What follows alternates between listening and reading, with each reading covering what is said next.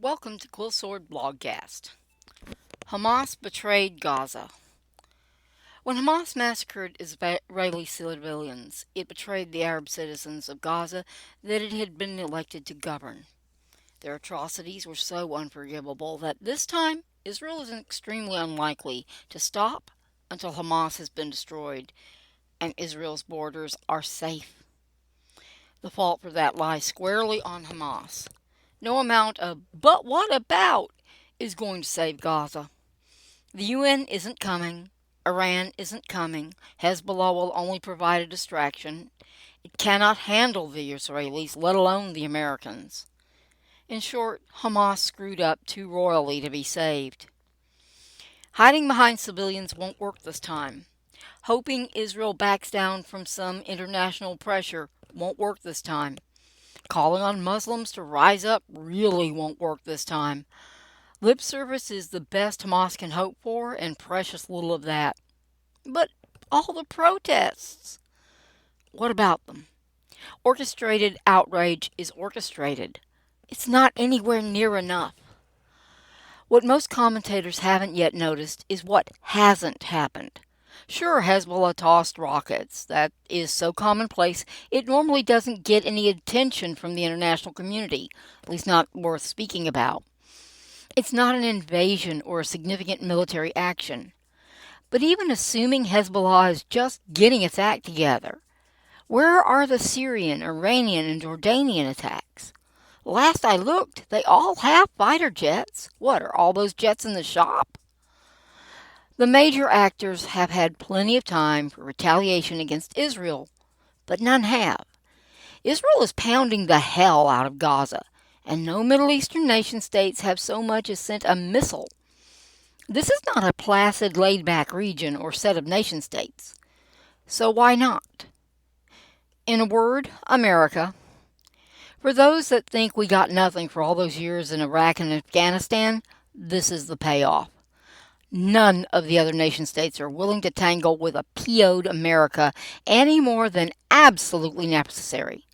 Oh, they'll say all the right things, but they won't do anything that risks U.S. boots showing up on their ground. They've seen what happens, and they don't want it happening to them. They'll let the hotheads and the NGOs have their protests in support of Hamas, but they won't send military aid. 30 Americans are dead, and they are well aware that that alone might be enough to get a very nasty response from America. More than that, most of these governments aren't total idiots. Israel is beyond angry, and America has been handing them weapons.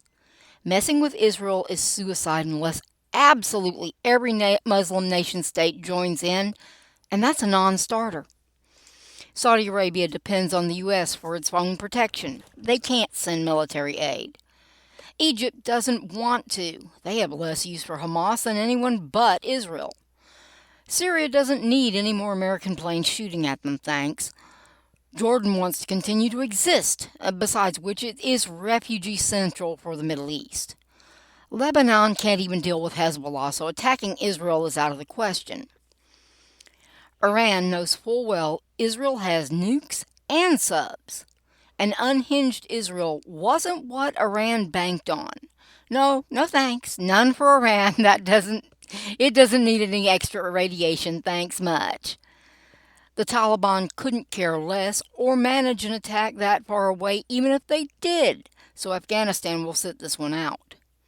Libya, Pakistan, and Yemen are all basket cases as it is. They couldn't attack if they wanted to, despite what the Yemeni Houthis claim about it. And they really, really don't want to. Israel doesn't play nice when it's mad, and America just doesn't play nice at all. No thanks. UAE and Qatar are both way too small. Neither has the kind of force projection, let alone the desire to be an American enclave. Besides, they have to do their hair this lifetime. Much too busy to commit suicide by attempting to come to Hamas's aid. So sorry.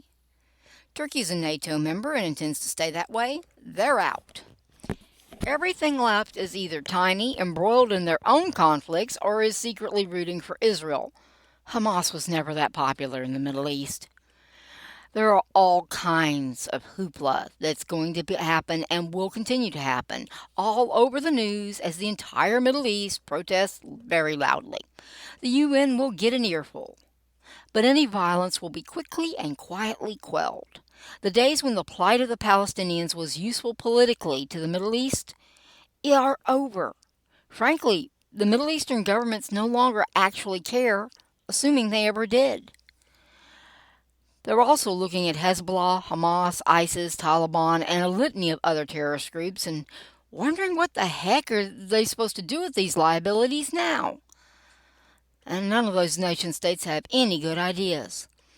They have created these monsters that no longer serve any purpose. Sicking them on Israel or the U.S. is suicidally stupid now. The monsters have wrecked Libya, Syria, Afghanistan, Iraq, Yemen, and Lebanon, so no stable nation state in the region wants these groups anywhere near them. It's a great object lesson in why not to create monsters.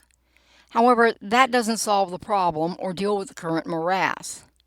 I know, I'm making this sound a lot more straightforward than it is. Truth be told, the bigger players in the Muslim world are changing. They're less interested in fighting their grandfathers' wars and more interested in saving their collective backsides from the economic and political chaos that will develop if they still have oil-based economies when the oil runs out.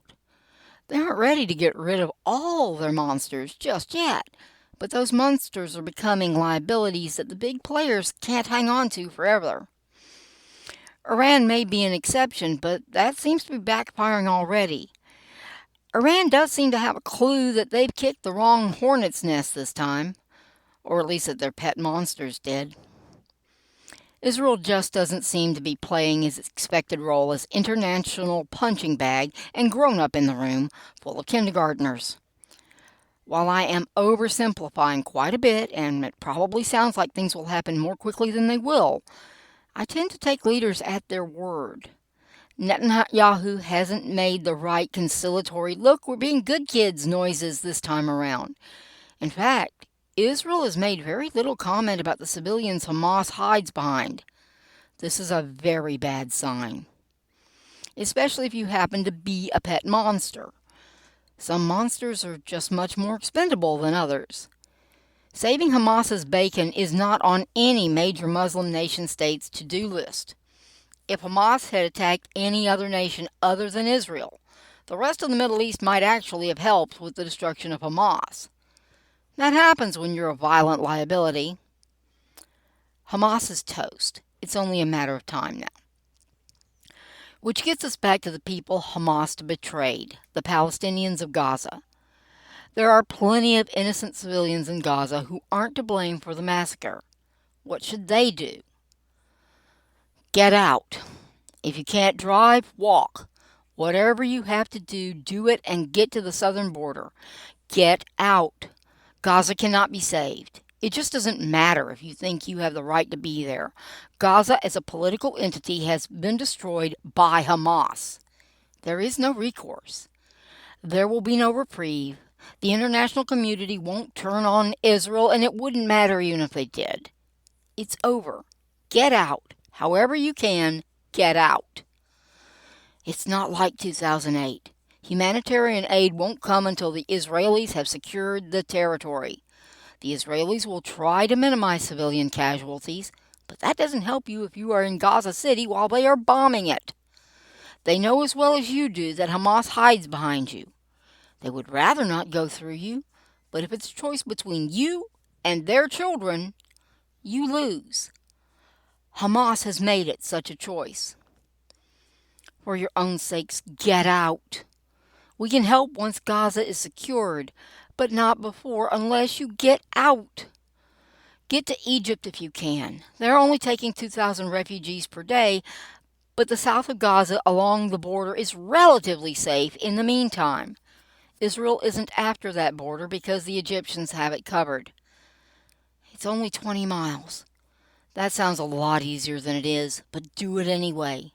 It's your only hope.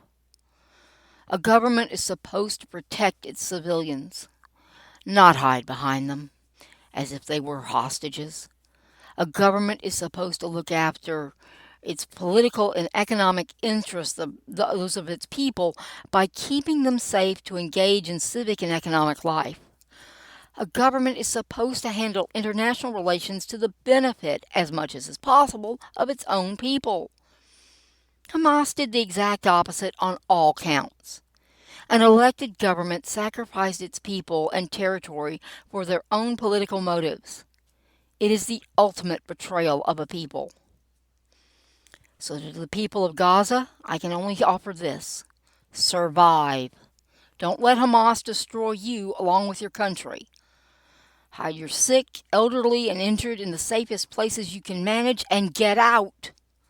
What's coming is worse than it has ever been before. Before, Israel was just fighting to hold its own. Most of you are too young to remember when Israel last fought for its own survival. But that's what Israel is fighting for now, its very existence. They're scared and they're pissed. They're also stronger than you are. Get out. Once in Egypt, point out the Hamas infiltrators to the Egyptians. Because at the end, it's you or Hamas. Israel, Egypt, and the U.S. have all chosen Hamas. This once, side with them. But whatever else you do, get out of Gaza now.